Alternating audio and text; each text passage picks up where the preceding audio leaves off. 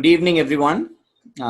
Thank you for tuning in to Srishti webinar again. The past weeks have been some of the very interesting topics for the community in the field of visual storytelling.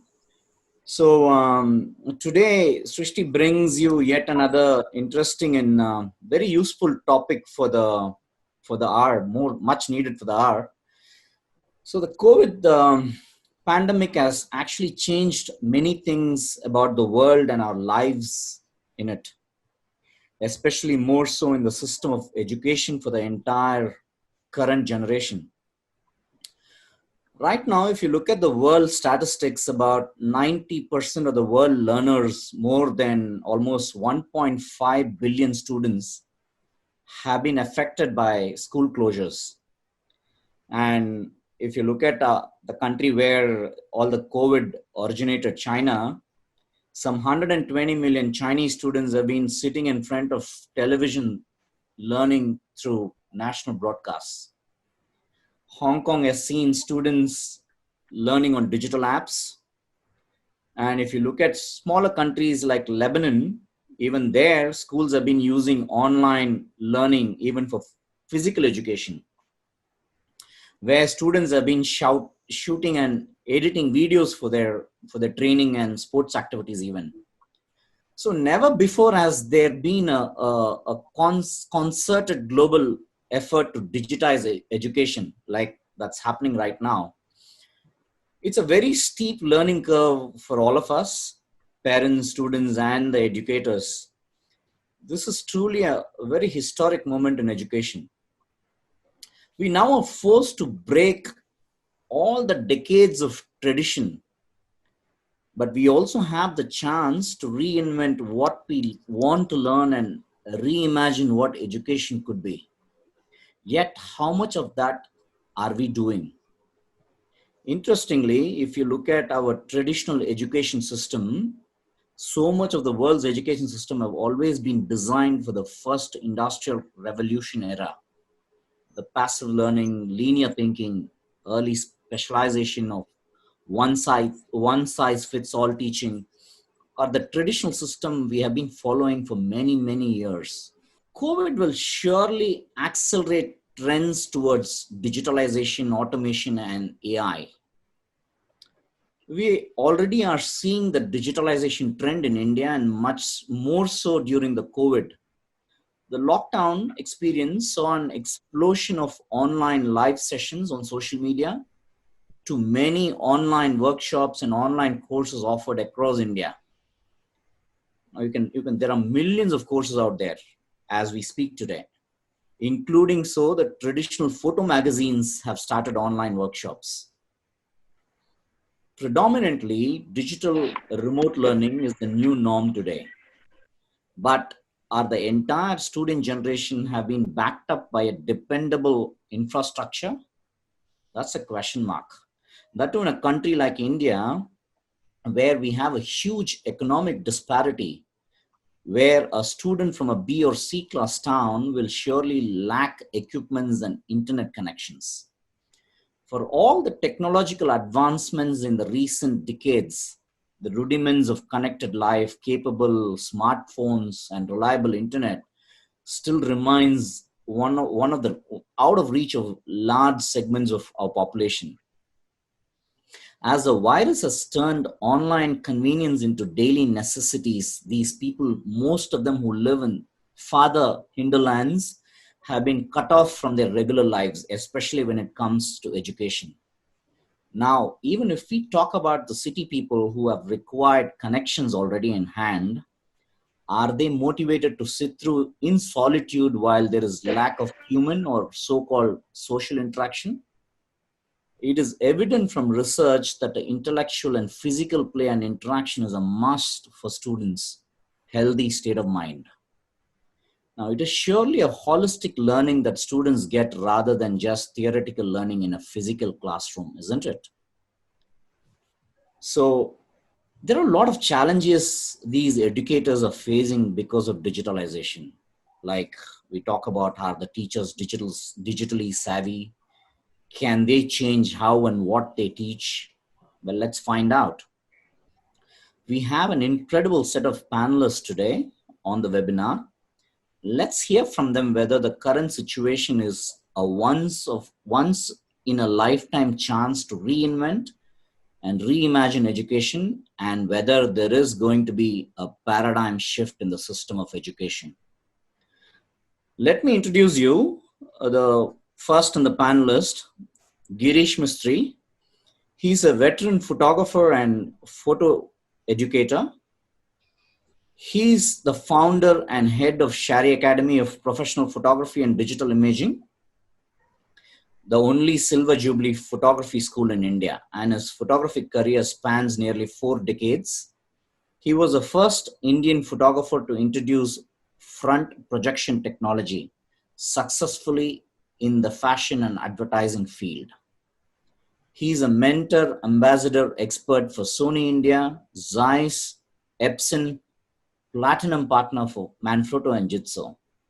He has numerous awards and is a 3-time winner of the 10 most influential people in the photographic industry award from Asian Photography. His work has been exhibited across India, and in 1990, he introduced photosurrealism for the first time at Jahangir Art Gallery in Mumbai. Welcome, Girish. Next in lineup, we have Bharat Bhirangi. Bharat is a commercial photographer who shoots across categories such as food and beverage, luxury products, automobiles. His passion for teaching led him to Bharati Vidyapeeth Pune, where he is an associate director and head of academics, a multiple winner of the Gourmand Award for food photography. He leads the GOI team tasked with digitizing old manuscripts. Welcome, Bharat. Thank you, Vijay. The third in the lineup is Mr. Mahesh Bhat. Mahesh is a Bangalore-based photographer, filmmaker. He has been photographing the life and times of India for the last 3.5 decades. He was a part of the core team that set up India's first 3-year program in photography and multimedia. And currently, he teaches at Srishti Institute of Art, Design and Technology, and simultaneously pursues his professional practice. His work has spanned a variety of genres such as advertising, interior and architecture, corporate portraiture, documentary and photojournalism. He loves long-term projects and Unsung, a series about people who have made extraordinary contributions to the society against all personal odds, is one such project. The first volume helped him raise about 9 million rupees for the cause of the heroes featured in it. His expertise includes the entire process of making books, publishing, and selling it. Welcome, Mahesh. Now, last in our panelist is Pratik Dhawan. Pratik is the founder and director of the well-known Delhi College of Photography. He has years of expertise in commercial and fashion photography. He has a bachelor's degree in international business management from Middlesex University, UK, and master's degree in biotechnology from the University of Nottingham, UK. Photography was initially a passion and later turned into his profession. He has been a part of fashion shoots for the finest fashion and production houses. He has also spent a few years in the film industry and has worked in the production of many Bollywood and Hollywood movie films and British TV channels. He has also worked on projects like London Fashion Week. He has covered events such as FDCI, India Fashion Week, Diadem, Miss India, and so on. Welcome, all of you. Welcome, Pratik. Hi, everybody. I think probably I'll straight away get into probably an interesting discussion about how this COVID has entirely changed the way education system is today. Now, my first question is to Girish, obviously. Now, Girish, if you look at the photography as a career, as a course, it is more vocational. Now, how does it how does it impact the students not to have access to its technical facilities that are only available at the institution? Well, it's impacting in a big time because since this COVID lockdown happened, we have been conducting online classes for our junior and senior batches. And that included, it's not only me, but there were another 2 3 faculties which are doing it on a regular basis. As far as certain amount of theory or slightly theory-based things was okay, but at the same time, moment the practical starts, it becomes very difficult. We have kind of found a hang on our side when we tried a 3-camera setup and showed it to a proper technical shoot. So it was pretty nice. But the problem is none of them, when we ask them that, okay, why don't you guys shoot something similar and show me back, it's very difficult because they don't have the props, they don't have the lights, they don't have nothing basically in that place, So it's a mixed feeling that though the world is talking about shifting towards online education and stuff like that, but for a technical vocational subject like photography or robotics or then anything like engineering, I don't think it is going to be possible or that will be that easy. Okay, a bit, but not so much. I mean, at our place, what happens is we have classes from Monday to Saturday, and all of them are practical except one day which is to do with Photoshop. So then that kind of thing happening, these guys will be overwhelmed with the stuff, and they just don't have the back end to help. And we get students from all over the country, including the SARC countries. We have such a lot of problem in India. The guys out there have practically nothing, So it's a very difficult situation to be in right now. No, but having said that, Bharat, like what Girish is talking about, it's looking at it entirely difficult for running these online classes without the technical facilities is what I get from what Girish is saying. Now, how do you alter the way that students can learn, and what is the new techniques of teaching that could probably make sense in terms of photography, teaching photography and videography? We can include videography as well in this, because I think BVSP also offers cinematography courses. Yeah. So, Vijay, I have a very different take on this. For me, a school is much more than the classes. It's the interaction of the students with their peers. It's their interaction with their seniors. It's the interaction with the faculty. I don't know how you call it, but in Marathi, it's called the katta. So the katta is very, very important as far as college life is concerned.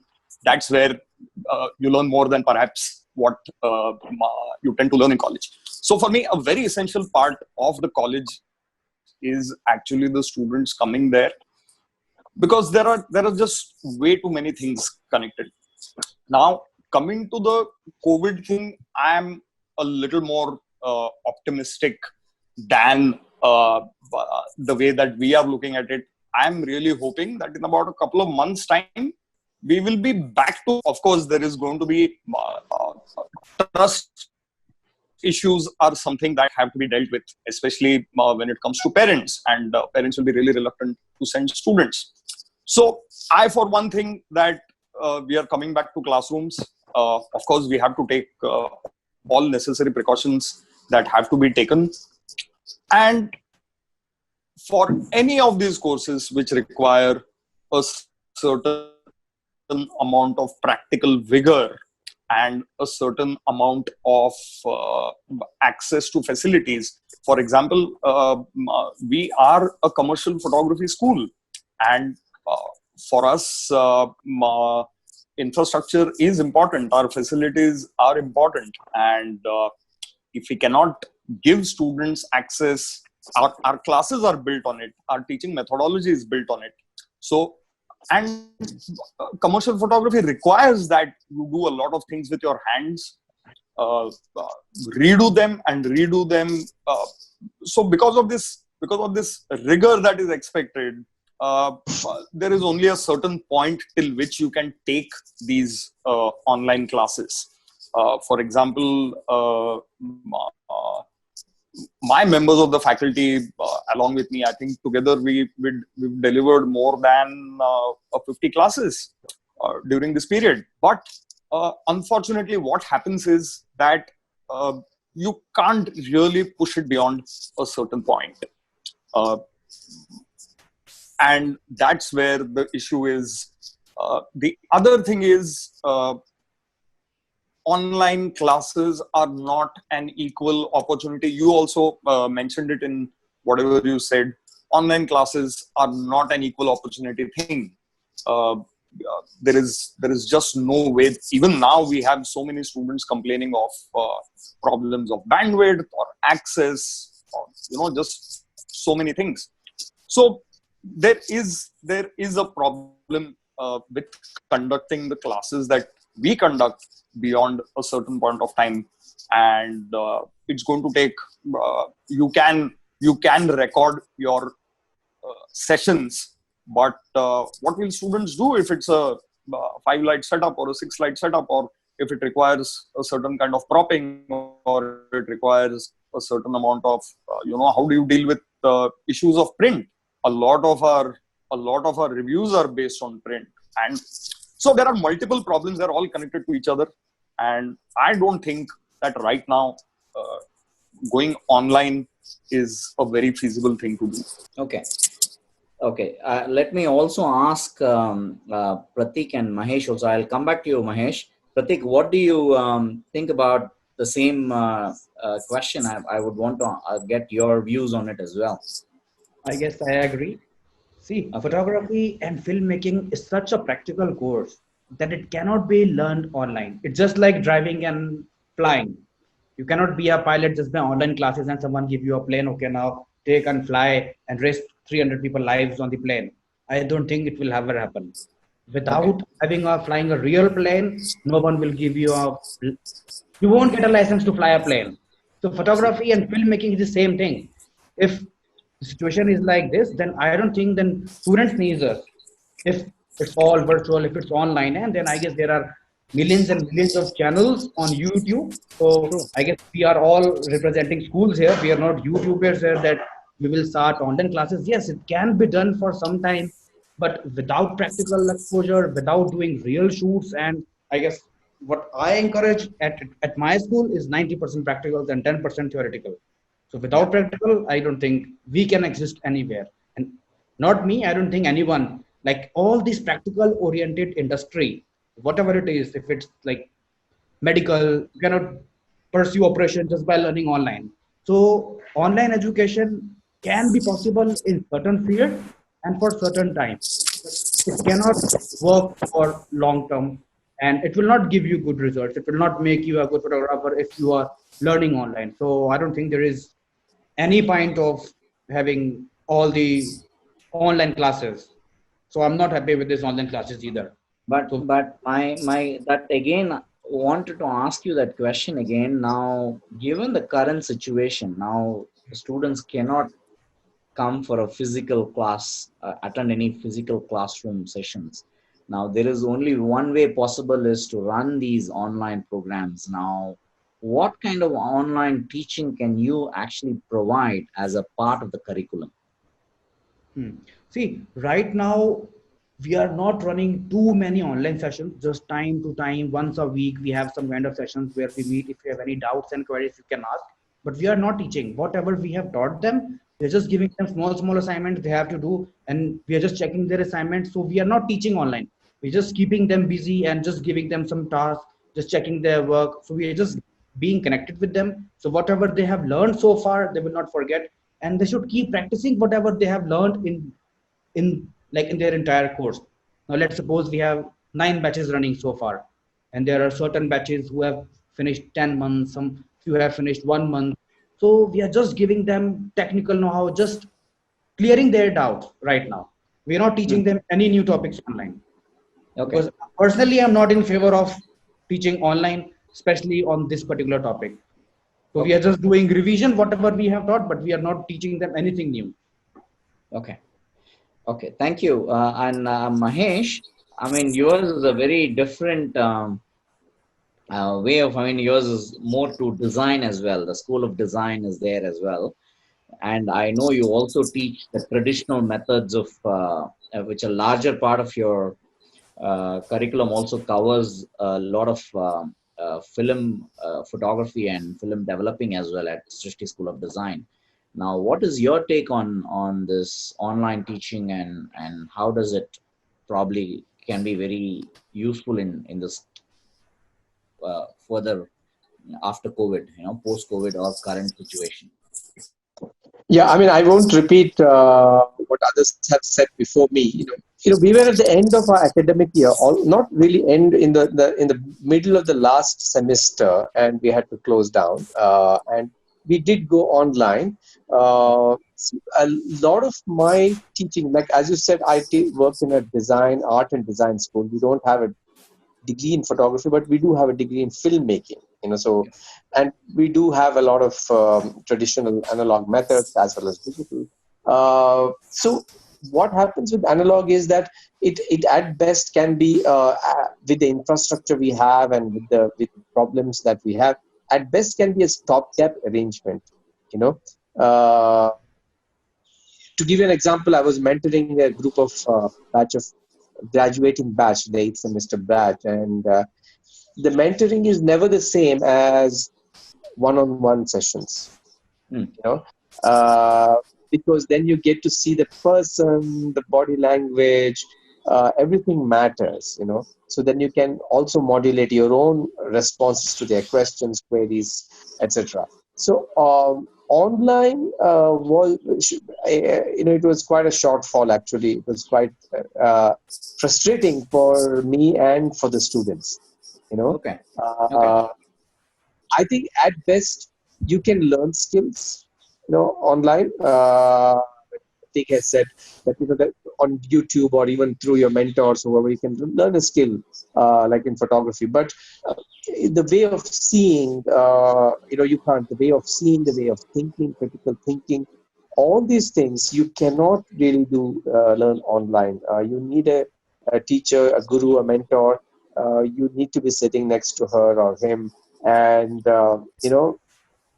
that there is a lot of learning that happens in those interactions.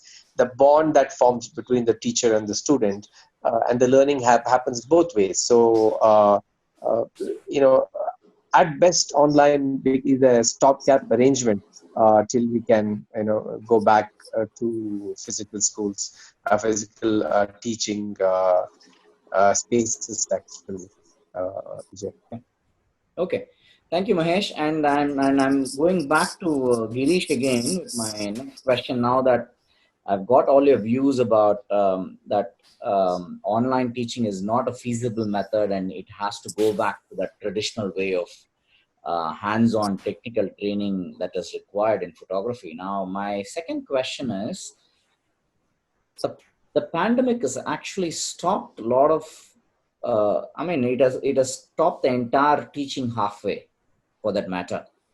A lot of people who are, especially in Shari, I know that they are undergoing this master craftsman program. It would have halted right now, and I'm sure whatever you must be teaching online must be a theory-based knowledge share that you must be doing in that case.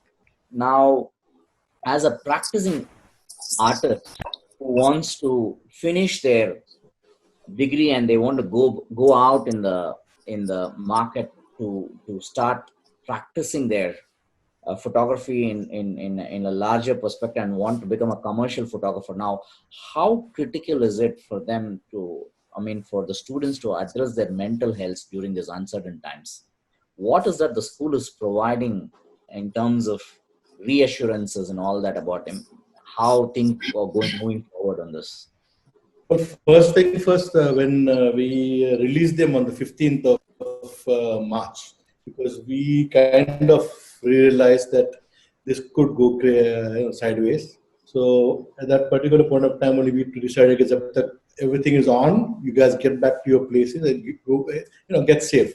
And later we'll think about it. So what we did was that time itself, I told them, and even recently we told them about, is that from the time we stopped, till the time they come back.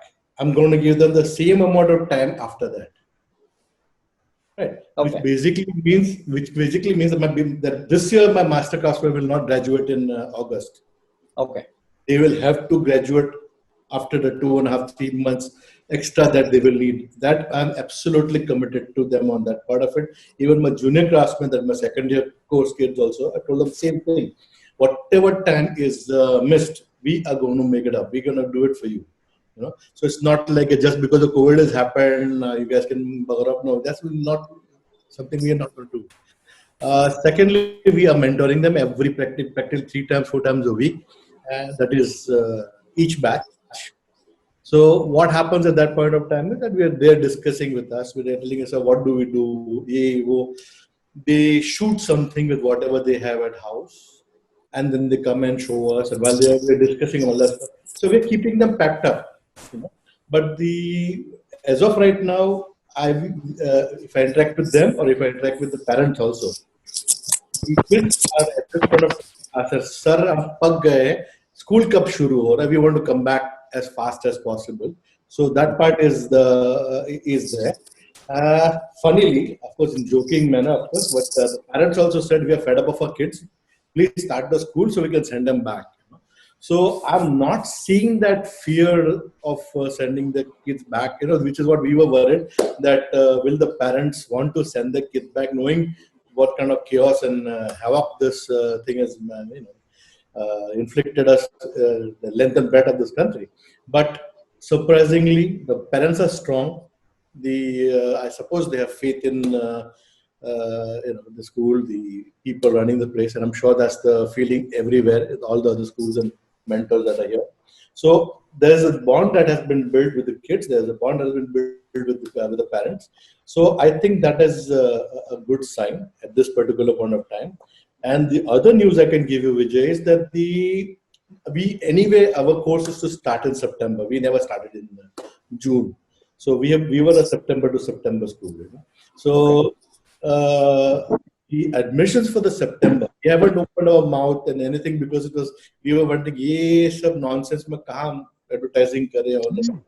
So funnily, there has been no dip in the inquiries and the number of people who are already saying, sir, give us the account number, we'll send in the stuff. So I think I agree with one point, which is that this is a small gap that has happened because of COVID, but I don't think it's going to last for too long. I have a feeling that plus minus is going to go up to August end max. After that, I don't think India has any option but to open up. Basically, this plus minuses will go on for some time. We will find the time, and we will hopefully find the vaccine. If not, that's the new normal in which we got to live. So I think we are okay at this particular point of time. The parents are okay, the kids are okay, So I think it should be back to work very soon. Okay, thank you, Bharat. Yeah. Now that all these online webinars, online teaching, online coaching classes, online workshops, there are so many out there. Correct. So many people talking about it, and it is for whatever said and done, and an idle mind. And if I'm a student and I'm seeing so many online courses that's going across the internet, I'm a confused man. Okay. I really want to take up photography as a career. Okay. As a student, what should I be looking out for in order for me to rather take photography as a career in a good school? What is your advice on that? This goes back to the last question that we spoke about or we discussed, that online is just not the same, and it's not like people haven't tried. There are more than enough students, and I'm sure everybody else on the panel will agree to this, who have these videos, a lot of these videos downloaded from torrents and here and there. All right. Now, definitely there is a slip between the cup and the gap. I think that gap is big enough to make that difference. Nothing. I completely agree with Mahesh. Nothing can substitute for a personal one-on-one interaction with students.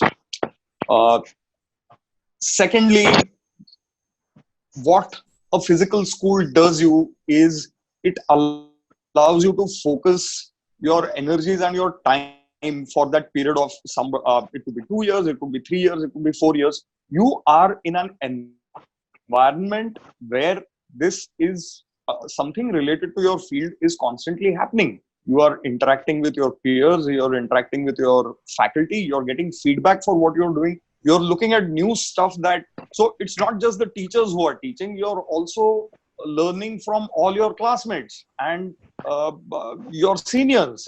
So I don't think anything really substitutes for a physical school. Online, yes, I agree. Could be any kind of course. At best, it could be a value add. It could be an addition to what you are doing in school. Uh, that's my very clear But take Bharat, on my that. question, My yeah, advice would be to look at what you want to do, what kind of photography you want to do. Look at resources, look at the kind of people, uh, look at what uh, the alumni has done, uh, look at a few other things that you would normally look into any college and make that decision. One thing I would definitely say is uh, an online platform will not place before you the same resources that uh, physical photography school will. sure. Thank you, Bharat and Pratik. I'm coming back to you again. Now, um, post COVID-19, do you think a kind of blended learnings will become a reality in photography education? When I say blended, both online will also continue at the same time, traditional photography will also continue together. They coexist together in a particular school. So blended learning, what is your take on blended learning? Yes, I guess it will work for some time, but I guess these days there are so many online sessions, and whatever they could learn online. As I said before, that you cannot learn every single aspect of photography online. So without online, you are missing practicals. Now let's suppose if, as being a college, what we do is we send our students to cover various events, like from small events starting to big events, Miss India, Mrs. India. So our students go and cover those events. So the practical thing is missing from online. Now I guess we are opening this campus just to cover astrophotography, nature trails. So these things are missing. So what I feel is, yes, for some time it will continue. Online things, it have already been continuing since long time. Online sessions, since YouTube is there, online classes are always been happening. It No, can Pratik, thing, but schools will Pratik, not do it, I don't think. no, Pratik, my question is this. Now we all are very clear in that Yeah. online is not a medium to teach photography or Hmm. cinematography. My point is, while the traditional methods continue doing it, with all that online teaching that is happening in, how different will you be as a school educator, a traditional school educator? How different will you be providing students an online teaching on top of the traditional methods? See, we'll be doing, if our school will open, if everything goes fine, then we will not be putting too much focusing on online. But yes, some things will be done to for for certain topics, I would say, not for every single topic. Yes, for certain topics it can coexist, but not with the practical terms, not with the studio lighting, not with cinematography. These things can only be done with traditional school, with traditional methods, when you can touch the lights, when you can feel it, when you can feel with the new camera. you know if you say online, anyone can, I don't, it's not very reliable, but I can say that, especially on YouTube, or even if it's online, even if we are school, if we are learning online classes, we cannot pay too much attention. So basically what happens is, like as Bharat said before in the last, like Even I would like to say something like add on that thing. When you are coming to a school, you are not learning just from your faculties. You are learning from your teammates too, your classmates. Let's suppose if we have given an essay of a photo essay to someone, to all the students, then every student will think that okay, that I have done the best one. But when in auditorium, when we play every single project and everyone will see, we will see their point of view that okay, it can also be done. It can also be done this way. So we give certain assignments to the entire group so that ideas come into their mind. Their mind will get more open up. So these things are not possible online unless you see with your members and your entire college students are there, and then you are learning. So I guess the traditional method will take the flow again in few months' time. There are rumors that Samsung is coming out with a 150 megapixel camera with a new sensor. The sensor is still not out. What is it about? But they are talking about in a very new technology, on a mobile technology, in which the 150 megapixel camera is coming out. Now, my question to you is, now if you look at countries like US and in some countries in Europe, the entire photojournalistic people and also the fashion magazine people already started to use mobile phones to shoot. Yeah. In this era, what is your take of the traditional learning from a camera and probably a new teaching that can probably come up in terms of mobile photography and videography? It's a matter of I think it's clearly a choice. We are talking about really fancy cameras. I work on a camera which has no electronics on it. I have to put a digital back on it to make it into a digital camera. So I work on a camera which still has bellows and it has a separate lens. So, and I don't see the problem in it. If somebody is happy and using, I'll interrupt you to tell you why the reason of this question. Yeah, sure. Lot of these questions that has come to me personally asking me, sir, I want to learn mobile photography. Can you suggest me a school for that? People should be happy to learn photography. Once you learn photography, then take whatever camera you want. I mean, it really doesn't matter. The best camera is the one that you have in your hand. Whether it suits your purpose or not is something that you have to figure out. So whether it's a 150 megapixel or it's a 500 megapixel, at the end of it, it's a camera. It's not going to improve what you do to your shot. The human element is you. So I don't think it matters at all. And like I told you, somebody like me who uses a camera which doesn't even have electronics in it and everything is separate, it hardly matters. And I don't see any issues that newer technology should pose to the genre itself. I mean, people should have all the freedom in the world to try whichever camera they want. Yeah. By the way, Hasselblad has a 500 megapixel multiple frame camera as well. So yeah, please go ahead. Whatever suits, whatever takes your fancy. Yeah. Learn photography. After that, every camera is a tool. True. Thank you. Now, I will request all the audience to post their questions, whatever you have. We will soon getting into Q&A from the audience. We'll be taking questions. Meanwhile, I'll leave Saurabh to continue the questions. Whatever you have, please go ahead. I'll also probably look at the questions from the audience. Meanwhile, yeah. Go ahead, Saurabh. So much, Vijay. So we had a very deep discussion and understanding from all of you that online education or online facilitation is not the way forward. But as Pratik said that you are conducting only 3 times a week or maybe twice a week, and Bharat sir said that you have already done 50 odd classes during this particular time. And Girish sir also said that they had to do a 3 camera setup and do some teaching on that. So I would like to ask all of you that at this current time, did you had to undergo any pedagogical change while you were taking a decision to do a class, do an online class? No, not really. Not really. Because you see, when you do imaging, you can do imaging in under any circumstances, basically, This is like the first time the computer came in and everybody said, oh God, now what are you going to do? Learn a new technology.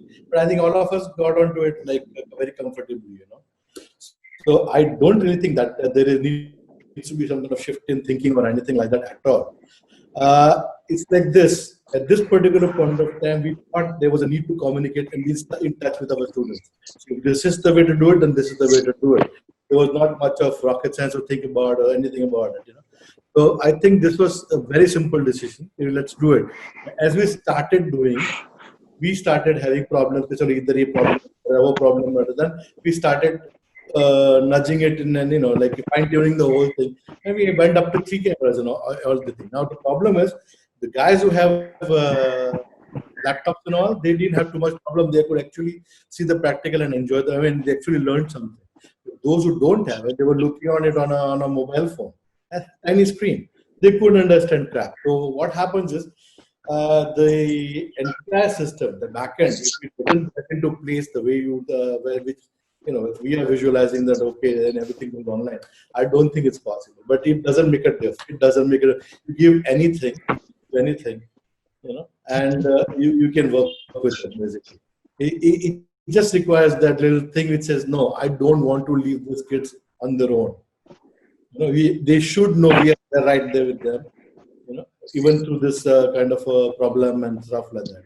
It's a very simple thing. Yeah, we shot some luscious, nice tomatoes or something like that. Sir, हमारे यहाँ green color का मिलता है ना. बोले तो green color छोड़ दिया. You understand what I'm saying? It's just fun, man. It's fun, but no special thinking required. कि ये कैसे करेंगे या block है या mental block. Nothing. This is a form of communication, and you get into it. That's it. Right, sir. What's your take on this? Well, no, we didn't have to change anything. It's only because we were, I think, also halfway through the second semester, so we really didn't have to change anything. However, we are discussing as to what we're going to do now when we are supposed to be opening in August and September.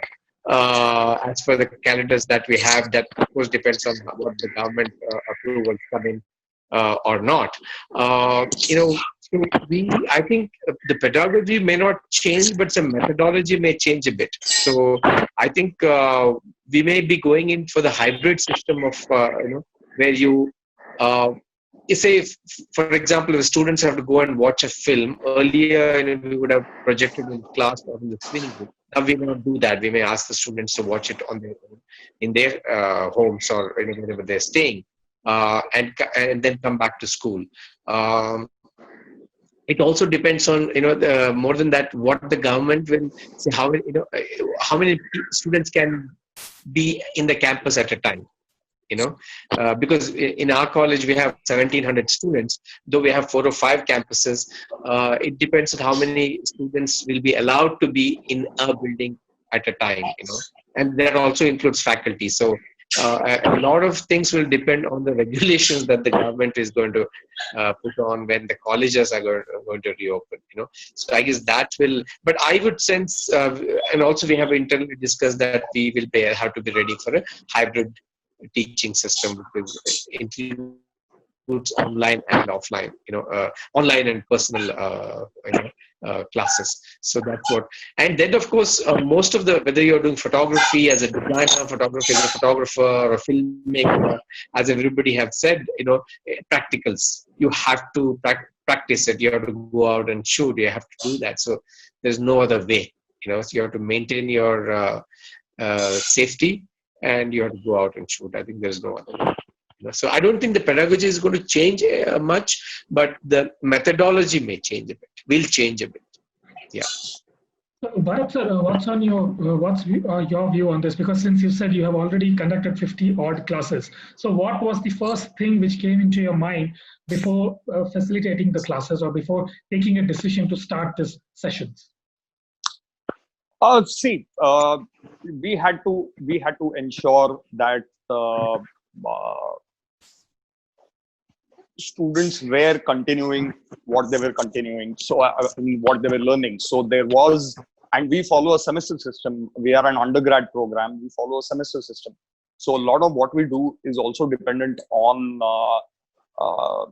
UGC guidelines, and most of the times they're really muddled. Sometimes the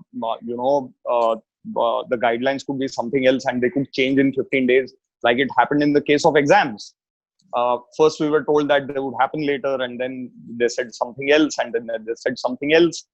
So, yeah, because we are an undergrad program, there is also a certain pressure on the semester. But yes, we tried to reduce that pressure as much as possible. While we did not make a huge change overall, and of course, there is just no. I think it's a very short time to even start thinking about whether pedagogy should be changed or not. There will be small adjustments that will need to be made to ensure uh, uh, safety, but a lot of things will remain the same. We are a very hands-on program, and we can't shift from being a very hands-on program and go on to something that after the class leaves the students pretty much to their own. We just can't do that. Our course is structured like that. So yeah, we didn't. There were minor adjustments, but it was mostly a continuation of what they were doing. There was certain content that we could not have just done online. So we are very clear about the fact that we will be continuing that in the coming semester. We will make time for it. We will make the space for it, and we will finish everything that we could not do in the last semester in the coming semester. That's great. That's great. Bharat sir, with this comment, I would like to ask you one more question in this. Since you are following a graduation and an undergrad degree, and you have a particular pattern to finish that. So I would like to ask you one thing, that since we are all flooded with news that few states have taken some decisions to pass the students without even giving their exams. So do you really think that such creative courses such as photography or videography needs, at this particular unprecedented time, needs an objective assessment at this time? See, first of all, and I hope this is taken in the right way. First of all, I'm not in favor of the system that we have in place for undergrad courses. The system does not make a distinction between a medical course, an engineering course, a literature course, and a photography course. All right. The systemic issues are something that need to be tackled very, very differently. Right now, I don't want students. If you ask me, my personal opinion is this. I, of course, this is not on behalf of the university, but my personal opinion on this is that students should not be made to take examinations right now. That's just a no-go. There's time. We can always take care of this. And while assessment itself right now is, I think this is the time for, this particular time is time for feedback and interaction. It's not the time for any kind of assessment which leads to any kind of bearing on scores. Thank you, sir. Thank you. Mahesh, I would redirect this question to you as well, since you mentioned that you are currently mentoring the final year or the final SEM students. So what is the next goal once they are completing and your mentoring session is done with them with their final year project? So then what's the step forward next?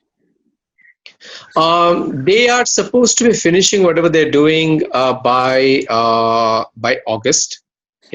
Actually end of July actually, and then we are starting our assessments, the final assessments of their what we call the juries, the viva voce. So that will be. We have decided that it's going to be one-on-one. Sorry, it's going to be in physical, in the campus. So that's individual viva voce. So the students will have to come present their work to a jury of 3 people, and then that's how they're going to be assessed.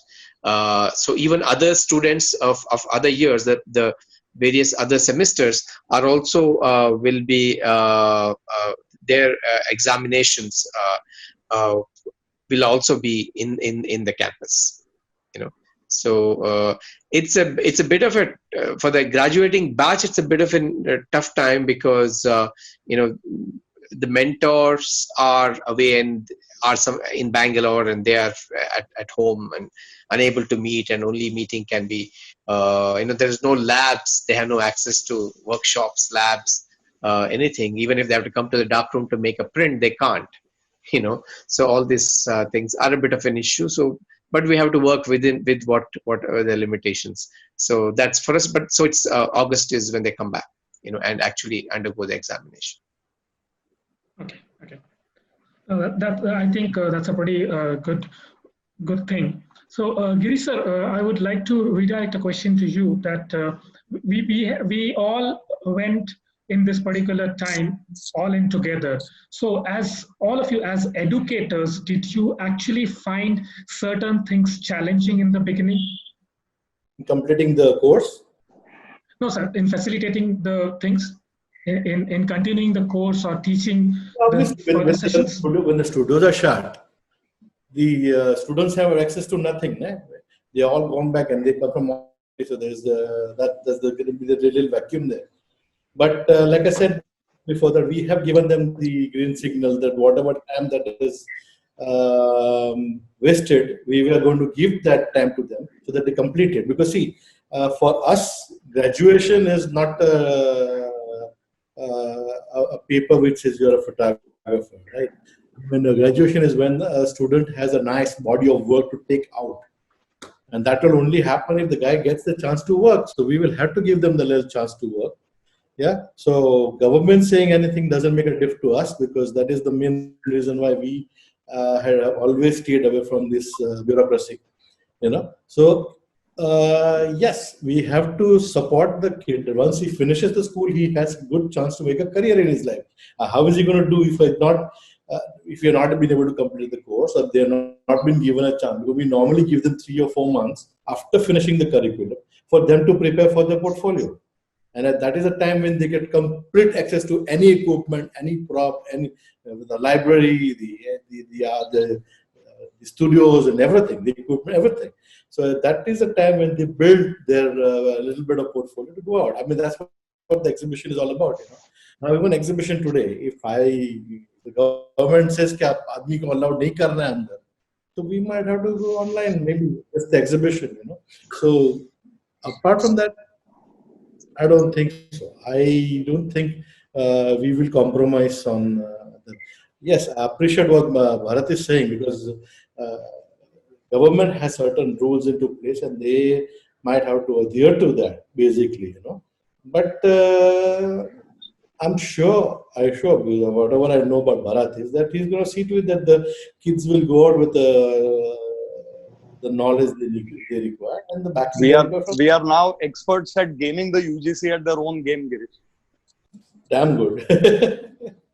Damn good. Yeah, because it's going to happen. Even when the kids come back, it's not like what they were talking about. Kitne jan ko andar aane denge, It's unless you have those big rooms and big studios and all that thing.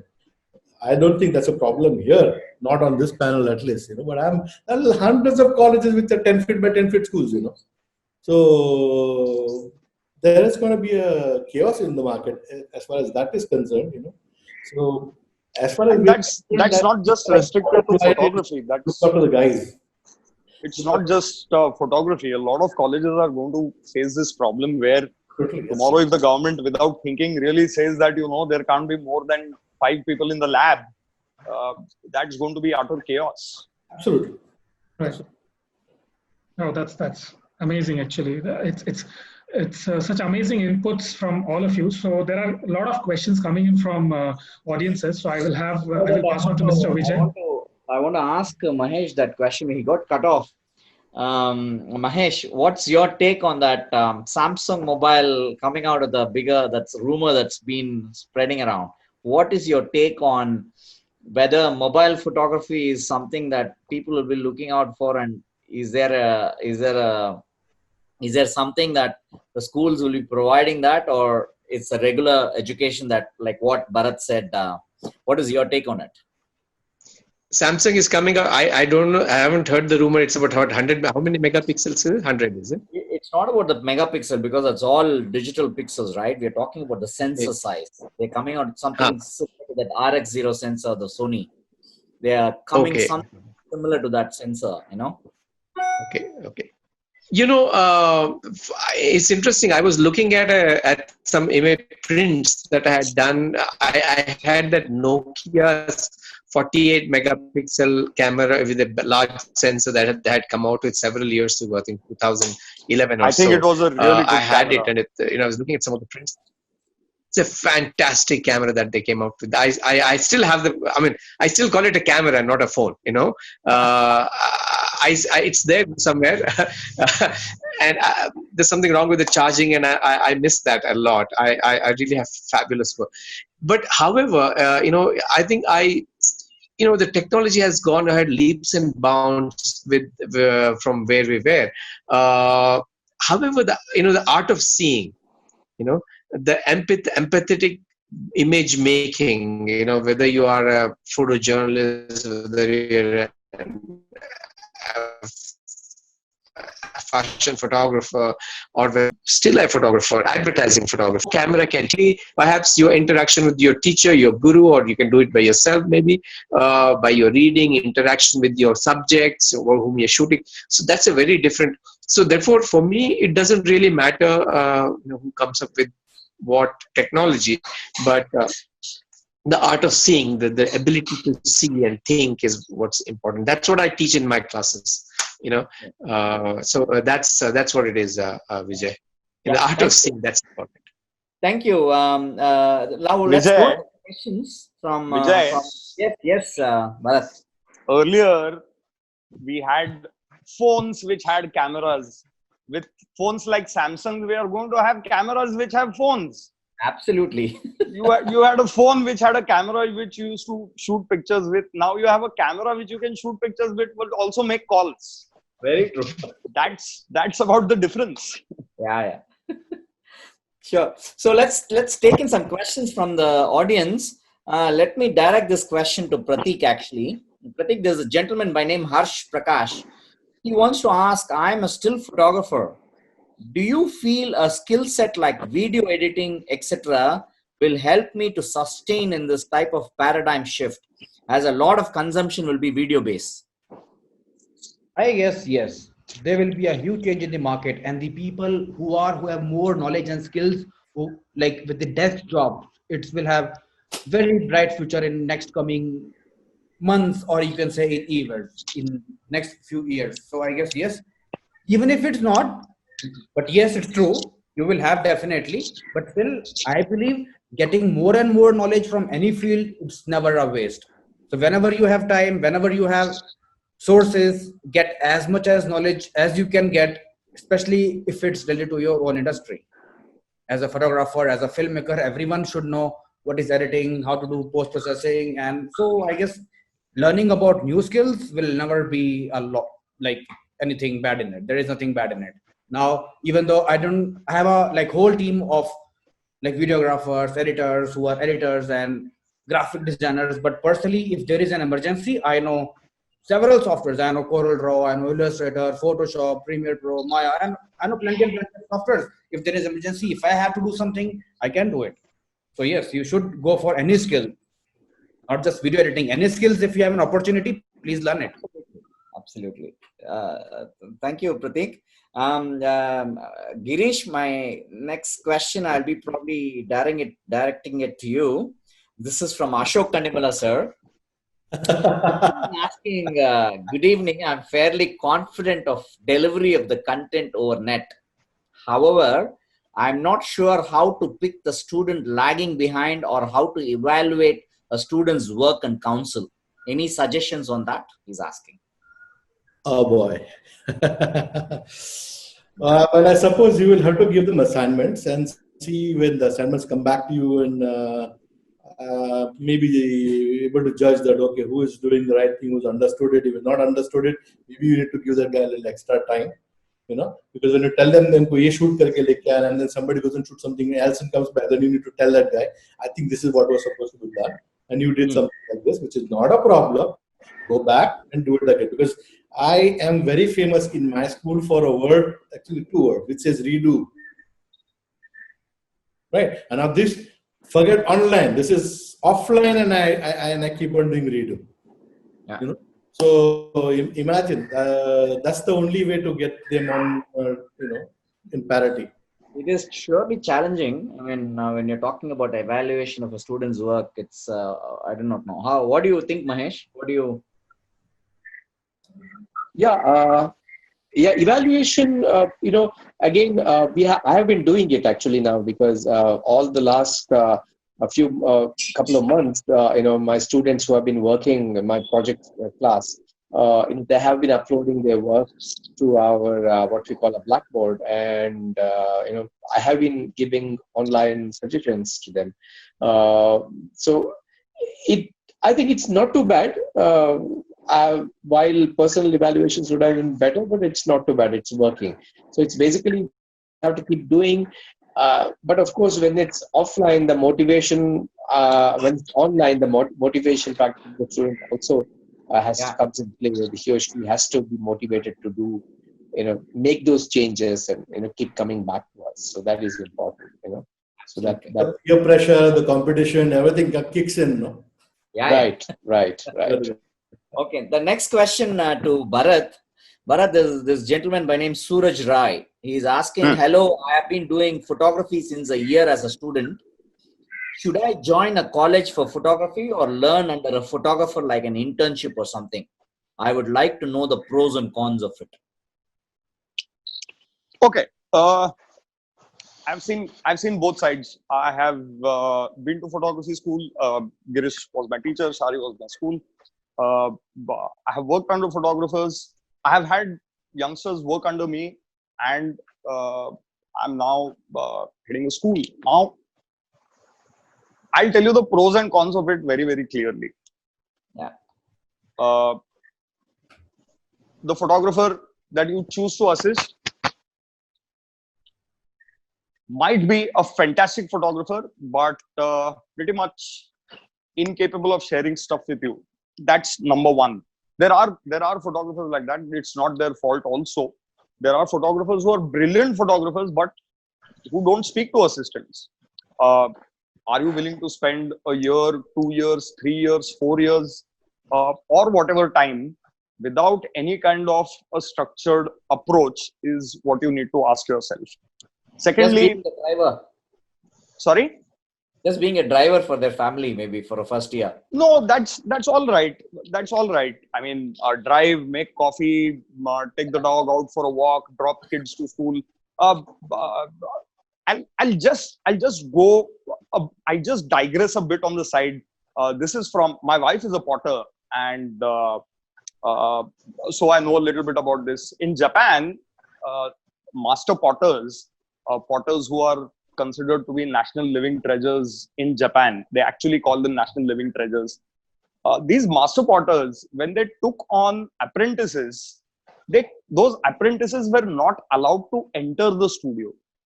Wow. For the first year, they had to sit outside and do all kinds of menial stuff. So if they had the patience to remain there, they would be allowed to the studio and probably be allowed to sweep the studio and clean it and whatever. And then finally you worked your way to, getting your hands into clay.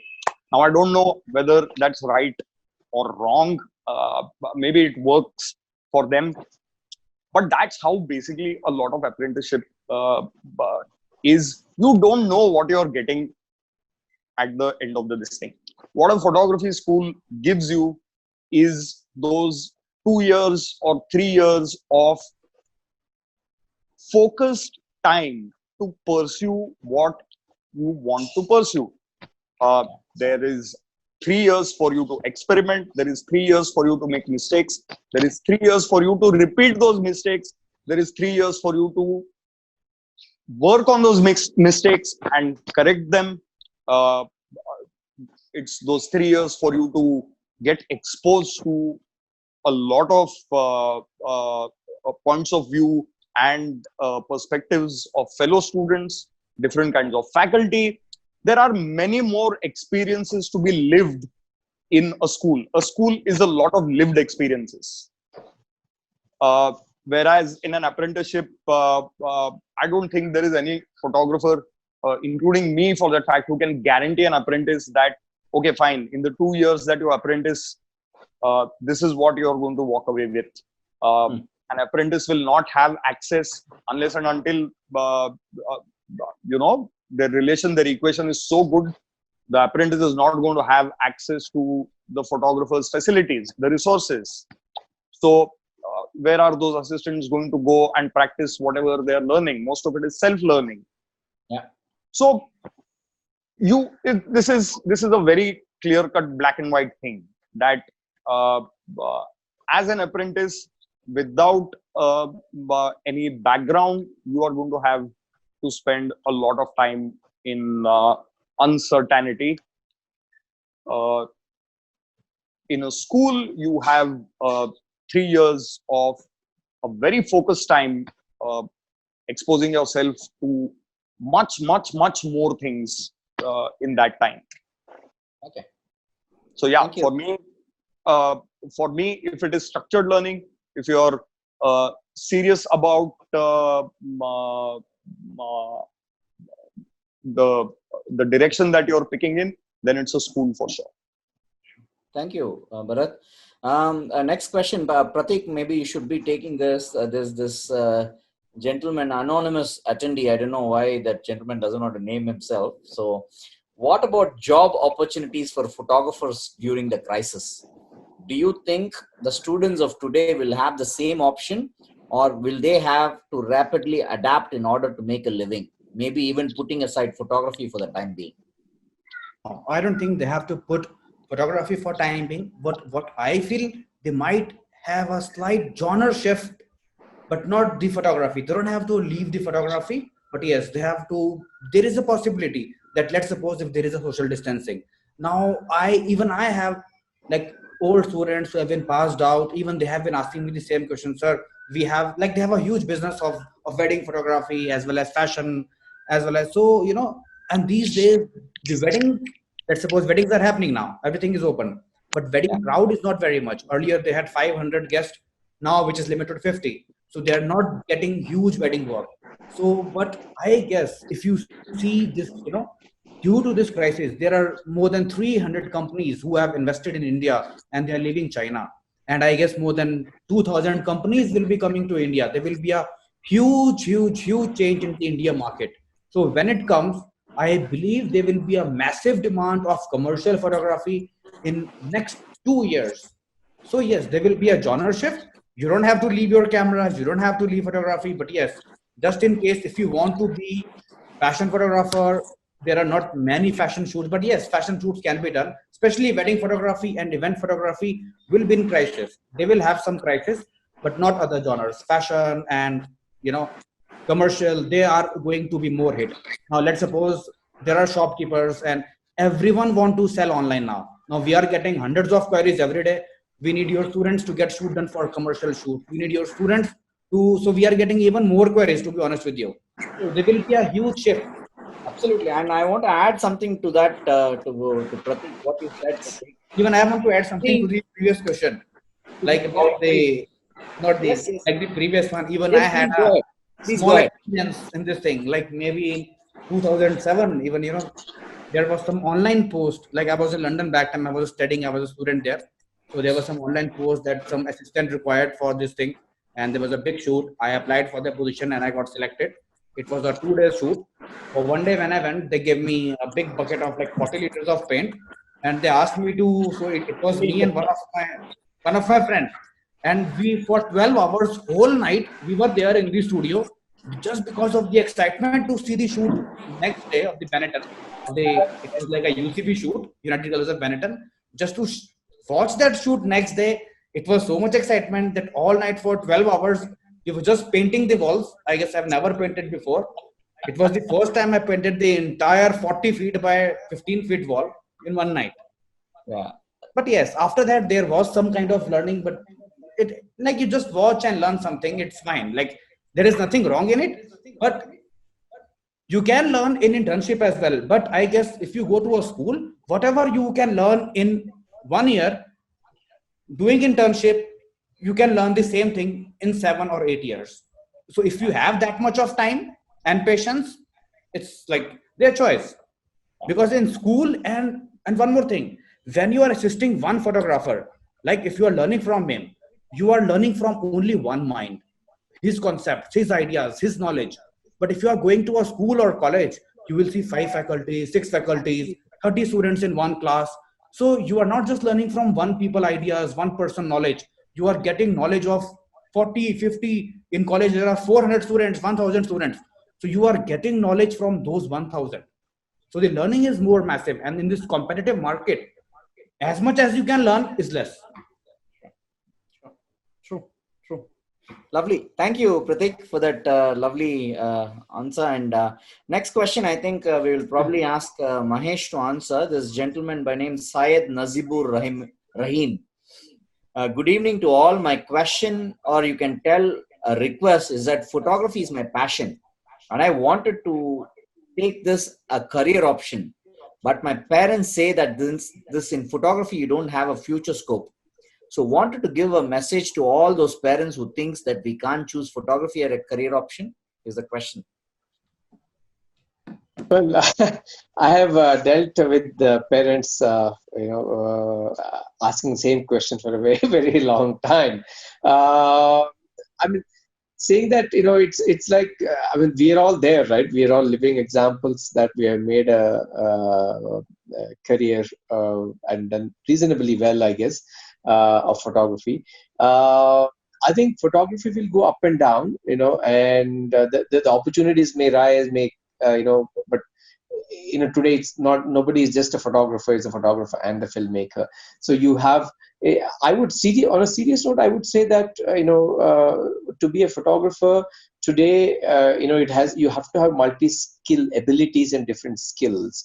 You have to be a photographer and a filmmaker and a little bit of knowledge of graphic design. So the message to the parents would be that I think there is definitely an opportunity. The opportunities will always exist, but the tradition, the sense of what the photographer is going to be is not the same as what the photographer was maybe 20 years ago. So that will change. 20 years ago, the photographer photographed, maybe sent the image for processing and delivered the images to the client. Today, it's a very different. Photographer has so many more different skill sets, and tomorrow's photographer may have completely a different set of skill sets. So I think the thing is, there will always be need to tell stories. So therefore, there will be a need to a good photographer, photographers, filmmakers. I think it will always be there. Yeah. And the definition of the photographer will change. What the photographer will be. Okay. Is my message to the parents. Thank you, Mahesh. Girish, you should answer this question. This boy, his name is Pranjal Bhat. He is from Nashik, Maharashtra. Sir, I'm approaching 10th standard this year. I want to be a photographer. So may I get any guidance for the colleges for the same, or what should I do after 10th? Sir, please guide me. What should I do? And this is a crucial situation. After this crucial situation ends, now I'm doing photography by phone. So what should I do next? I suppose that he is in the 10th standard, so I suppose he's around 16 years old. Yeah. So I suggest that you take 2 years, get to at least 18. Yeah. And in the meantime, start doing research about what different colleges are offering and which one is the one which will work for you. Yeah. We already said what are the stuff you need to look for in a school and stuff like that, which is okay. It's got to be a personal choice that you will have to make. But give yourself some time, do some research, thoda और practice करो, yeah. And you're most welcome to visit and come and have a chat along with your parents, even at you being a 16-year-old. So at least we can guide you. And then after that, give yourself time. When you get to the age of 18, 19, that is a time when we prefer to take you, because that's a time when we feel that you're an adult enough to take responsibility for yourself, you know, and hopefully you take a reasonable decision, you know, a well thought decision, because we get a lot of students who are very excited of photography. The main excitement point in most students who come to us is fashion, yes, you know, and when they come to us and say, sir, humko fashion seekhne ka hai, you know, which is very interesting. But when we first time give them a model with makeup, hair and everything, and we tell them, okay, you made a mood board, now you want to go and shoot.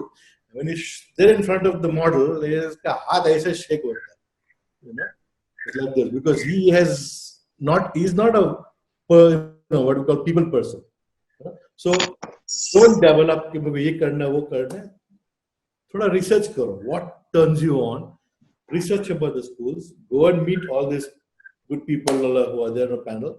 Come talk to us.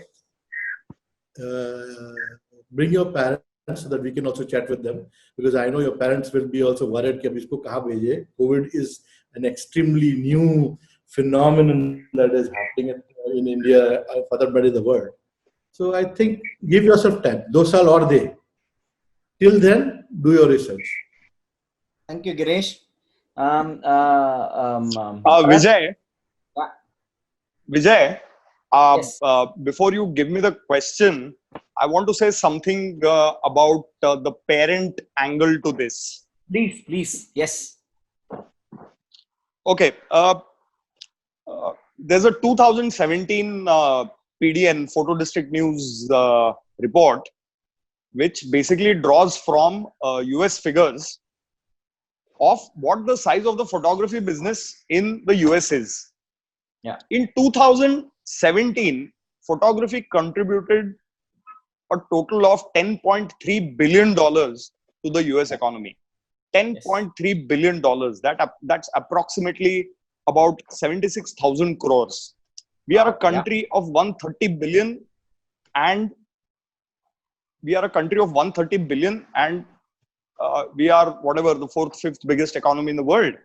And can you imagine the size of our business being anywhere close to this, or even a fraction of this? Absolutely.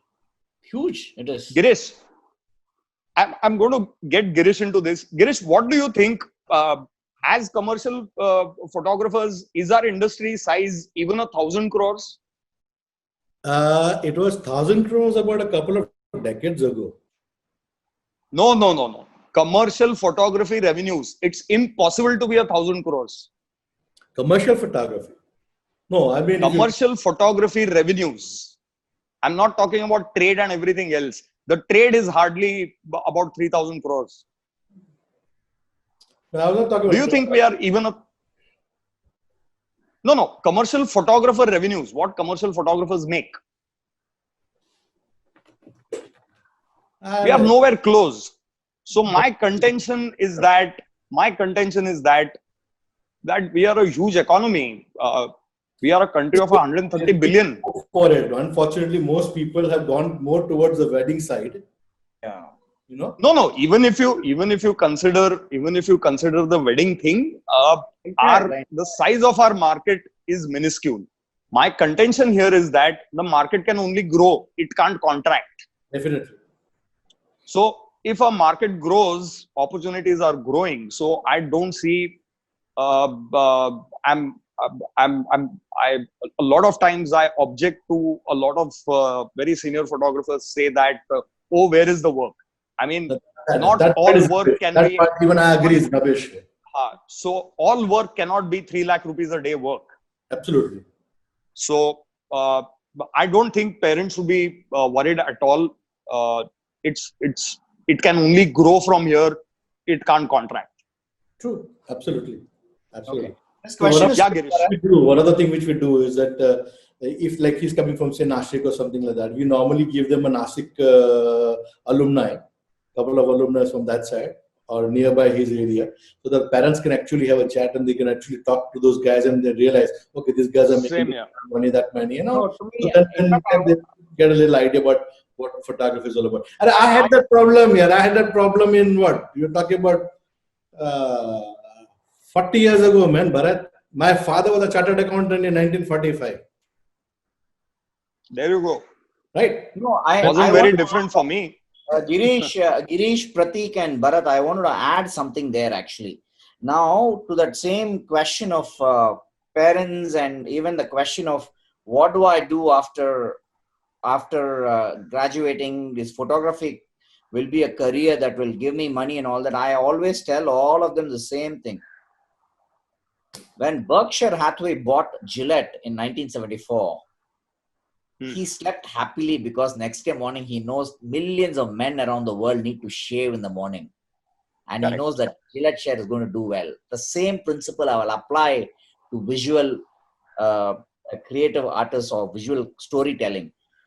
Every business in this world needs visual storytelling to tell their stories about their brand, about their product, about anything for that matter. We haven't scraped off the first layer of the potential of the photography market in India. Absolutely. And I agree to this. And to me, I will say probably this is the most lucrative career that anybody can take, provided they handle it very well. I do not want photographers going and doing free work to somebody or compromising on their collab charge that they want to charge. I keep telling this to everybody. You do please have confidence in your education that you got, in the creativity that you have in life. So this is my added point that exactly I wanted to say after Pratik said this actually. I would also like to add something. Here, Yes. I guess before we provide education to students, parents need education. Because if any student say, ask their parents, मुझे photographer बनना है, क्या करेगा? शादी में जाके photo खींचेगा. This is their typical reply. Yeah. According to them, because they have not seen the industry, according to them, the photography means कि शादी में जाके photo खींचना, and this is not a very respectful job. According to them, in small cities, when you talk about small cities, small towns, because they have seen only this thing, they have not seen commercial photographers shooting cars, food photographers, they don't know what the market is. So उनका question सबसे पहले यही रहता है. Even to be honest with you, when I asked my parents, not now, maybe like back in 2002, 2003, that I want to study a photography, उनका भी यही answer था, क्या करेगा? शादी में जाके photo खींचेगा. They did not allow me. Then they asked me, okay, do business course. And they sent me to London. Then I have also blackmailed them. पहले कैमरा लेके दो, photography course भी करूँगा. Yeah. So then I joined. So basically, I joined 2 colleges. In morning, I used to go to my universities, and in evening, I used to go to my photography college from 6 to 10. 4 hours like in a day. I used to go to my photography college for 6 months. So this is how I learned art photography. So basically, yes, sometimes you have to blackmail or whatever it is. But yes, your parents need guidance. आप अपने parents को बताओ, अगर आप like if you don't know, if your parents don't know, guide them. See, this is the industry, there is automotive, there is wildlife, there is commercial. So you have to guide them. You have to talk to them. You don't have to be scared from your parents. Just guide them.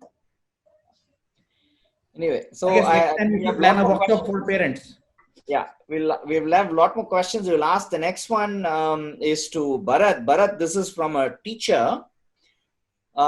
Is Mr. Benhur Bogi. Yeah. He's saying, what is the strength of a teacher?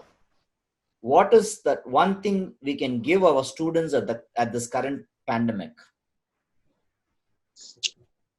See, the strength of any teacher is his or her ability to engage, and uh, his or her ability to engage, motivate, and correct. So I guess it's no different even in this pandemic.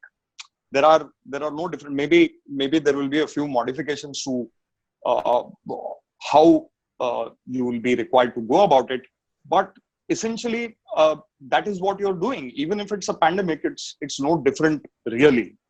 uh, Yeah. your ability to engage and uh, uh, take your conversations forward is what really counts, and that is how it should be. Okay. Of course, it goes without saying that you should be the one setting examples. So you can't uh, uh, you can't be at a tangent to what you tell your students. So that's that. Thank you. And be optimistic at all times. Please be optimistic. uh, I don't think this is a permanent this is going to be a permanent feature of our lives. Yeah. Thank you, Bharat. Mahesh, this question I would like to direct it to you. This gentleman by name, you are under mute, Mahesh. You have to remove your mute. His name is Yeah. Vikas Sharma. He is asking, Hmm. what would be your suggestion for beginners willing to learn documentary photography? Well, I think, well, first they have to learn photography itself, the basics of photography, And I would also see two things that I would really, I mean, from my experience, see a lot of good photography, a lot of see the work of good documentary photographers, different kinds of documentary photographers. It's easy now because it's available on the net. They have their websites, and look how they have approached their subjects, and study. So that's a great learning. Second, I always tell people to read a lot. They have to read fiction, non-fiction, books. There is a difference between reading online a few pages and actually reading a book, because you go deeper into the subject. So you really need to develop the ability to go deep, in depth, into the subject. So for which I think looking at a lot of good photography, reading a variety of different things, and then of course practicing it. That goes without saying. And then definitely the fourth very important part is you do need a mentor. Because somebody to whom you can go to and show your work and get feedback. So that's a mentor or mentors. So these are the things that I would say, four important points that you need to start learning documentary photography. Thank you. Thank you, Mahesh. And we'll just, we have time to two more questions. We'll take that. And this question, I'll direct it to Pratik. Pratik, this gentleman, my name is Aman Agarwal. He says, last year I was very much interested in joining a photography college, but due to its fees and having a camera, I was unable to get there. I'm a graduate. What should I do? I have been doing mobile photography for about 3 years now. How can I improve? Is his question. See, when we talk about mobile photography, I guess even earlier there was a question about mobile photography, whether it's 100 Yes. megapixel or 200 megapixel. When it comes to mobile photography, it's all automatic. Even though some mobile cameras have features to change shutter speed or whatever aperture it is, you can do some manual settings, but it's all digital. There is nothing manual in it. And I guess everyone have heard this, you don't take a picture, you make it. So whenever you are taking a picture from a mobile phone, you are still taking a picture. You are just capturing the scene. You're not controlling the light. And when you take a picture with a camera, you control the light. You can see the light. You can trigger your speed lights with with the help of the camera. I guess now we can also do with the Pro Photo C1. Yeah. So I guess I will keep that aside. Yeah. Yeah. So that is still a different scenario. But yes, no matter if it's a phone camera, you will not get a commercial shoot for, I guess, A Mercedes Benz or Lamborghini will not call you if you say, like if you write that you have a 150 megapixel camera, you show to that company, they will not call you for a shoot. If I say I have a 50 megapixel Hasselblad, they will invite me, I guess. Despite seeing the work, it's not just about the camera or megapixel. Megapixel is a myth. And the person who are buying a 150 megapixel camera, I don't think they will never print 100 feet hoarding. They will never do it. So it's just waste of your memory space. So don't invest in a phone with 150 megapixel camera. You're just gonna fill up your space because you are never going to print your pictures. All you have to do is post on Instagram or on Facebook. This is what they have to do. So I guess there is no point of buying a 150 or 200 megapixel camera, especially in your phone, unless you are a commercial photographer. So this is just a stunt from the companies so that their camera will sold out, because this is a megapixel game when it comes to phone. I guess even these days I'm getting all the ads now on MI have already launched 108 megapixel, camera. So I guess so my students were messaging me, sir, I guess should I buy this camera? It's equivalent to your Hasselblad. I said yes, why not? Speak like it. No, Pratik, So but if you look at Aman's question, he's also finding it because of the fees that he couldn't join. See, So this question can be to all of you. yeah, What do you that's suggest to the students who cannot afford to join a career but they love photography? Yeah, see, if it's about fees or something, you don't have to start with the long-term course. Don't choose the most expensive course. Don't go for 1 year diploma or 3 year course. Just go. You should buy a DSLR first. Instead of buying a 108 or 150 megapixel camera, just buy the basic DSLR camera, which will cost you 25,000 rupees, which is cheaper these days than buying a mobile phone camera. These days, when it comes to phone, people buy iPhone for 1 lakh rupees, but camera, they want something, when it comes to camera, it seems expensive for them. So go for the basic DSLR camera. And if you want to join a course, don't go for 1 year course, don't go for long-term course. Just learn a basic course for 1 month or 2 months, learn it, and then it's all practical. Then just learn, explore yourself, explore different areas. Or even if you don't have money to join the course, buy the camera and learn online on YouTube. This is my advice. But yes, but don't trust your phone. With phone, you are just, see, in phone, even we are running some kind of workshops on phone cameras, on phone photography. But we don't teach photography. The only thing we teach in those classes is composition, angle, framing, and composition. How to improve your phone photography is the one course you can do, but you cannot teach photography in phone. The only thing you can improve in phone photography is your angle, composition. That if you are taking pictures from your phone, how you can take better pictures from your phone. It's very simple. If you have good framing, good angle, if you know the rules, rule of third, or composition, rule of converging composition, your phone photography will improve. But still, it's fine. But yes, what I would advise you, buy a basic DSLR camera, find any school which will suit your pockets, join a short-term course, explore yourself. Even if it's that hard, buy a camera and then learn online. But go for a DSLR or any basic mirrorless camera first, and stop using phone now. Thank you. So this question is actually because that gentleman actually mentioned Mahesh's name. I will ask again an anonymous attendee. Question to all from a very worried, almost graduate of 2020.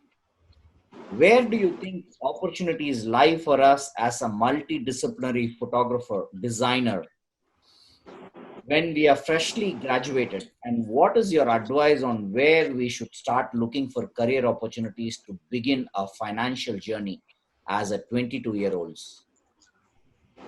Yeah, it's a very good question. That's a question that has been in all my students, all our students that have been for the last several months we have been discussing it. I think the students at this juncture who are graduating now in the next few months have to be prepared that the next few months are going to be difficult. So they may not, the student may not get a job immediately. However, the situation is going to be providing new opportunities. We may not be able to visualize these new opportunities also it'll demand new skill sets from the people who are going to come into the job market later on, or in the next few months. So Edward Snowden in an interview was talking to the editor of Vox, the website Vox.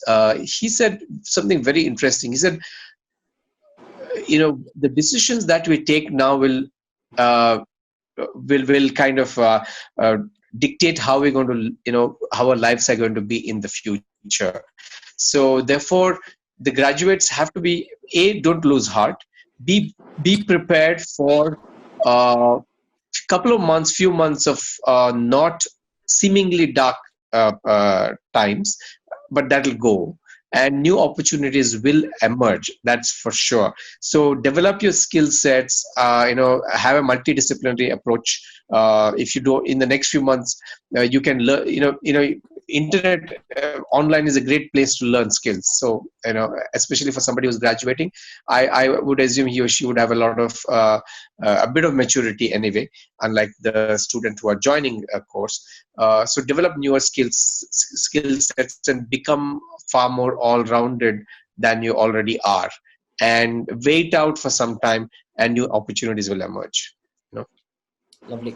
Thank you, Mahesh. And one last question we will take in, and probably I'll direct that to Girish. Harsh Prakash, how can we make our market more paying industry for photographers like it is in countries like US and UK, where the same project pays so many times more in those countries? Well, that depends if you're taking the dollar value as $1 versus $80 of Indian currency, basically. But no, see, the question here is actually I'll have to mix three answers. Yeah, one, you cannot expect to do business the moment you just come out of any college. It doesn't matter if it is photography or any genre that you pick up. You can do become or science or engineering, whatever. So expect करना है कि बाहर निकल के आप करोड़पति बनेंगे. It is possible. It's not possible. You have to build it over years. All of us has taken decades to get where we are, basically. So you need to understand that this is going to be an ongoing process. Don't get obsessed with COVID and all that thing and get stuck in the pot right now. Go, oh God, abhi mein kya karega? You see, the wedding photography. If whatever little work they have it in June. After that, till October, there is no Muhurat. Can you imagine for how long they will be out of business? Because most Muhurats will start after Dasera. Dasera this time I think is somewhere in the middle of October, if my knowledge is right about it. So to expect that is absolutely impossible. Okay, हम लोग overnight ये सब कर सकेंगे. You will have to have the patience. You have the time right now to build your portfolio. Please understand one thing. Lot of people ask us that, sir हमको market कैसे करें? यार market करने के लिए आपको हाथ में portfolio चाहिए. When you go to the market, you have to show a body of work. Now, when the first time when you go to a customer, you show him your best work. The customer of the client also knows that you come to him with your best work, basically. So the first thing he's going to tell you is, yeah, I love your work, but you know what? Show me some more. And now, if you don't have a huge body of work, what are you going to show? You're stuck. So if you go the next time with the same body of work, he knows that was the end of your creativity, your knowledge base. So what you need to do is take this time, make your portfolio, get it bigger. So every time you go to the customer, every time you go to the client, you show them different pictures. After some time, the client gets a little bit of confidence in you. कि इतना shoot किया है, चलो उसको एक छोटा सा assignment देते हैं. And then if you do a good job with a small assignment, chances are the bigger assignments will open up to you. Yeah. So when you talk about comparing India versus United States and all that kind of stuff also, have you seen the quality of work in the United States that is being brought up? Now, in India too, yes, we are capable. Some of our guys are doing a terrific job. But till you do not reach that level, till you are insecure, because you worried, if I charge 50,000 rupees, somebody is going to charge 10,000 rupees and take it. Right? So this is the opportunity. This is this problem that can happen unless you have work which justifies 50,000 rupees. You understand what I'm trying to say? So the question here is very, very, very simple, guys. Market is tough. Market is competitive. Your job is to see that you keep on upgrading yourself, updating yourself, you know, keep on building your portfolio and try to reach a level. If you think that, hey, I have copied this guy's picture and now I got to save, like wedding photography, it's becoming a joke at this point of time. You know, people are duplicating like templates. If somebody is won a fearless award or a WPOI award, चलो उसका exact picture duplicate करो अपने पास भी अच्छा, maybe candidate मारता है. The question is somebody's already done it. You're part two. Can you come out with an image which is even better than that guy? Then you can justify charging the kind of money you would like to charge. But just going and saying, I got the fantastic camera, I got the fantastic lens, and I think I'm worth because I have so many likes on Facebook and so many likes on Instagram, it's not going to work. It's just not going to work. So you have to upgrade your skills, you have to upgrade your portfolio, and most important, तुम जितना काम करेगा अपना confidence level बढ़ेगा आपका. So you will go confidently in front of the client and say, boss, I am worth so much money. Yeah. So it's a very different thing. It's not something you button dabayega तो you'll get in parity with the American characters. No, it won't. It just won't happen. Yeah. So work hard, have confidence in yourself, and give yourself time. Guys, nobody in the world became overnight. Very few became multi-millionaires overnight. Everybody here on this panel also have slogged for years, for decades. I would like to add something as well. So, You know, especially, I'm not talking about like in any school, in any photography school or in any like this kind of industry. Let's suppose if there are any student who just passed out, what people think is, what they're thinking is, okay, now, you know, I have invested 3 lakh rupees in my camera and my kit, and I have paid 2 lakh, 3 lakh, 4 lakh rupees for the fees. So I have spent 6 lakh rupees. Like, so this person is asking that in US people are getting more money. Photographers who are experienced, they are getting more money. But if you are fresher, if you have just finished your college in US, in UK, I have especially studied in UK for 7-8 years. I have lived there. Photographers there, especially who's a beginner, they are working there for free just to build up their portfolio. And portfolio is something which matters. So initially, starting के अंदर अगर आपको free में भी काम करना पड़े, even if you are not getting money, just to build up your portfolio, if you are getting any beautiful face, beautiful model, आपको किसी डिजाइनर के साथ काम करना पड़े, चाहे फ्री में, आपका बेनिफिट क्या है इसके अंदर, that you are building up your portfolio. If the designer is paying for the model and she's just hiring you for the shoot and आपको कुछ पे नहीं कर रही, accept it. Don't value कि भाई मेरी तो रिटर्न नहीं निकल रही, मैंने 10 लाख रुपए लगा दिए, मुझे तो एक दिन का 50,000 चाहिए. Don't think like that. Starting के अंदर, if you have to work for free, do it for free. अगर आपका portfolio बन रहा तो. Even working for free initially is not bad if you get to work on portfolio. Sometimes in foreign countries or even in India, people just spend money to do shoot to build up the portfolio. But you have more experience, you have knowledge, you have learned something from any reputed school, you have the knowledge. Now don't just sit idle. अगर आप घर बैठ के खाली बैठे हो सोच के कि फ्री में नहीं काम करना, एक दिन का 10,000 रेट तो चाहिए. Don't think like that. Free में भी करना पड़े, do it. Expenses मिल रहे हैं अगर आपको स्टार्टिंग के अंदर, आपका पोर्टफोलियो बन रहा है, for 6 months you can do it. It's fine. There is no problem in it. एक साल भी करना पड़े, do it. When you have around 50 faces, 100 faces, you have more contacts, then no one will call you for free. People will ask you they will send you message. Like, what will you charge for your shoot? They will ask you the price if you have a good portfolio. So portfolio is something which is very, very important. So I 100% agree to Girish sir that portfolio is something what you have to work on during the lockdown, post lockdown, unless you get the job, unless you get the work. जब तक नहीं मिलता, portfolio बनाते रहो, सारी जिंदगी portfolio में काम करते रहो. Portfolio is your identity. Never compromise your work. And one more thing I would like to say something what people think is, what many students, what people think is like, even now, I guess some of my students will be watching and some other people will be watching. What they think is if someone asks for the quotation, they will give two different prices.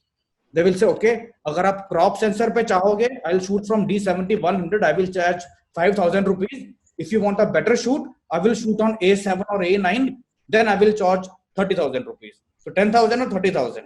But don't forget, before you are something commercial, you're not a businessman, you are an artist. Artist ki pehchan hai aapka kaam. So don't compromise with your work. Whether you are charging 10,000 rupees, 50,000 rupees, or 20,000 rupees, your work will represent you. Always do your best.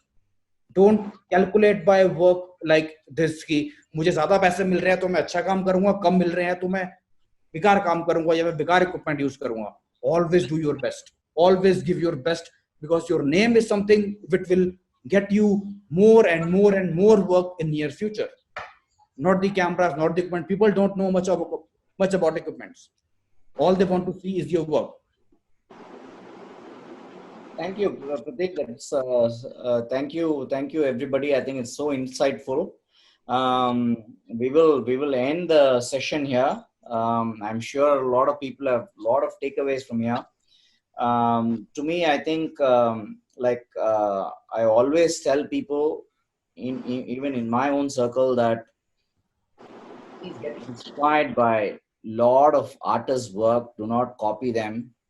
Be creative as possible, because you all are creative artists.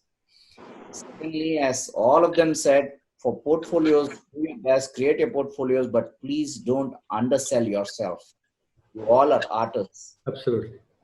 And there may be millions of online sessions that may be going on. Go in, watch it. We are not saying don't watch it. Watch it. Take all the good things. Good things can be drawn in from wherever you can. But end of the day, if you really want to be a good photographer, you have to be technical enough to learn the traditional way. So all the best. I'm sure there are a lot of positives that people can take away from this COVID. Wait for it to end, and then please join in any of these amazing schools. They all are spread across India, and all the best. And thank you for the panelists for all the time.